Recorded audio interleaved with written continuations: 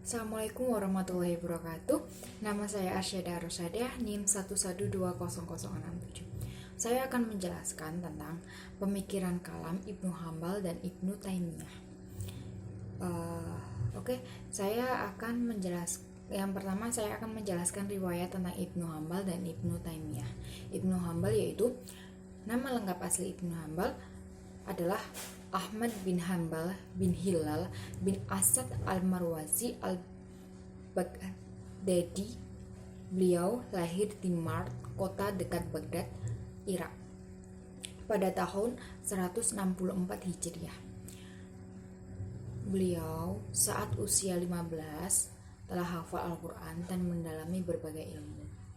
Ia merantau ke Syam, Hijaz, dan Yaman yang terkenal dengan kesalihan dan kezuhudannya.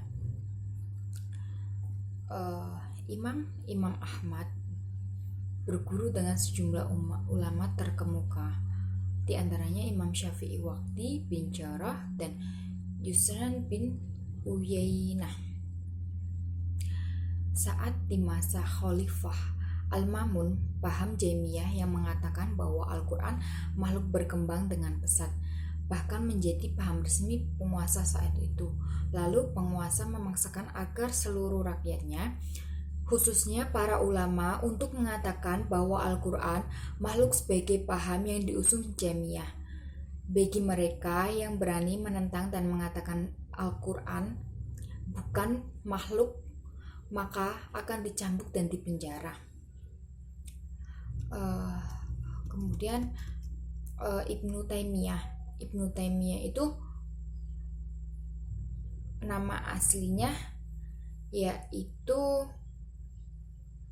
Syekh al-Islam Taqiyuddin Abu Abbas Ahmad bin Abdul Halim bin Abdussalam al-Harani Hanbali.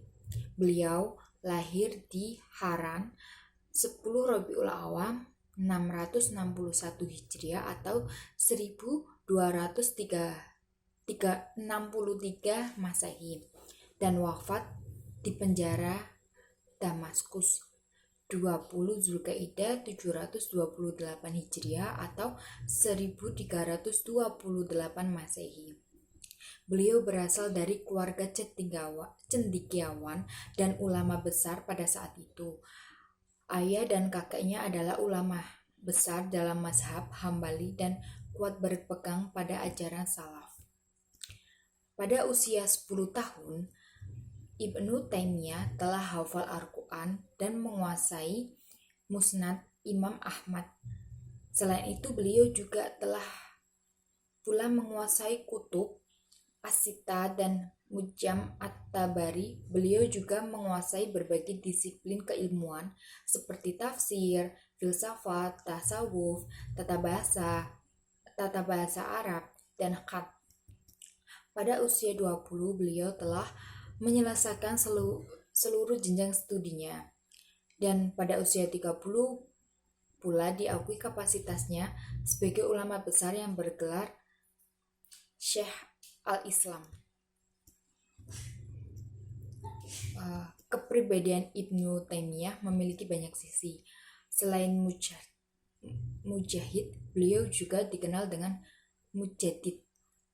Ia menentang keras setiap praktek ibadah yang mengada-ngada dan tidak memiliki sumber dari Al-Quran maupun Sunnah. Sikapnya yang tegas terhadap setiap bid'ah dan kurafat membuatnya tak jarang mendapatkan penolakan dari ulama lainnya.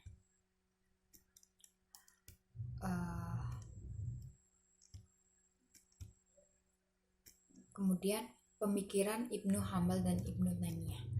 Ibnu Hambal, beliau merupakan kontribusi yang sangat besar terhadap umat Islam. Di antara adalah beliau mengumpulkan dan menyusun hadis secara rapi dan sempurna, mengikutkan nama-nama sahabat Nabi Muhammad SAW yang meriwayatkan satu persatu dalam kitab musnadnya. Sifat ketelitian dan kesungguhannya Imam Ahmad bin Hambal menyelidiki hadis-hadis Nabi Muhammad SAW dapat membersihkan hadis-hadis dari pemalsuan. Usaha ini juga menjadikan hadis dan sunnah Rasul terpelihara terhimpun dengan sempurna. Dalam bidang fikih, beliau mengemukakan hujah menolak pendapat yang berdasarkan pemikiran sendiri dan tidak sesuai dengan Al-Quran dan As-Sunnah. Aliran ini dikenali dengan nama mazhab Hambali. Imam Hambali pun menekankan semangat anti ar-ra'yu atau pemikiran atau filsafat dengan landasan logika. Kemudian adapun sikap beliau dalam klasifikasi menjadi 3. Yang pertama,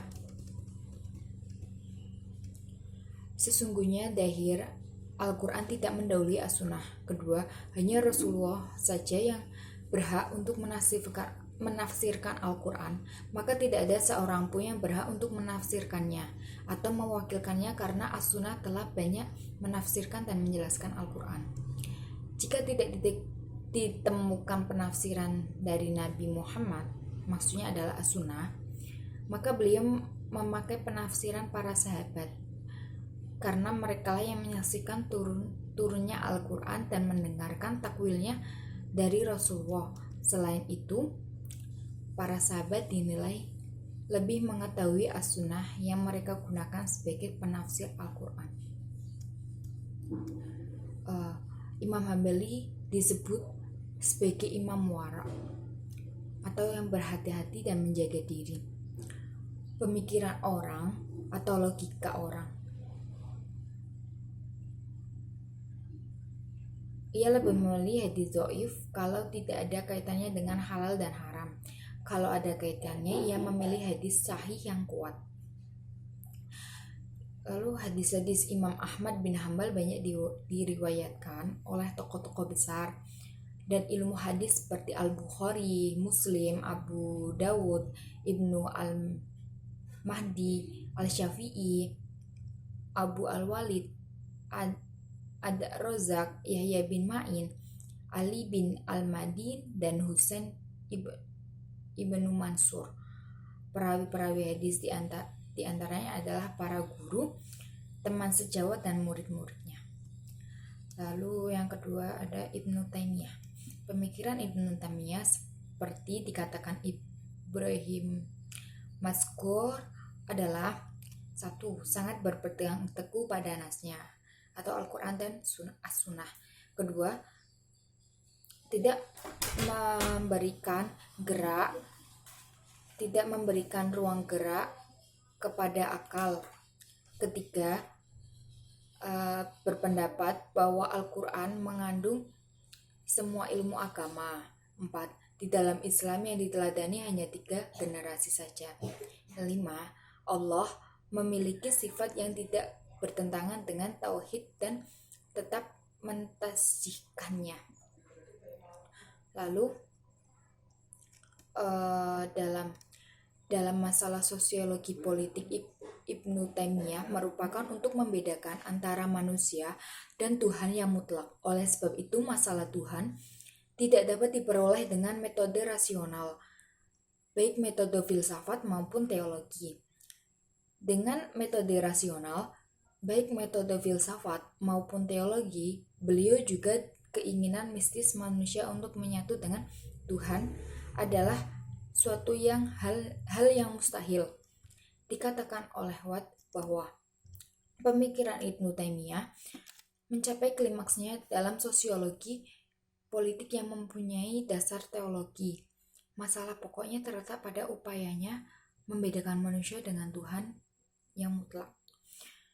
Oleh sebab itu, masalah Tuhan tidak dapat diperoleh dengan metode rasional, baik metode filsafat maupun teologi. Begitu juga keinginan mistis manusia untuk menyatu dengan Tuhan adalah suatu hal yang mustahil. Terima kasih, itu saja yang bisa saya jelaskan. Kurang lebihnya mohon maaf jika ada kata-kata yang salah. Wassalamualaikum warahmatullahi wabarakatuh.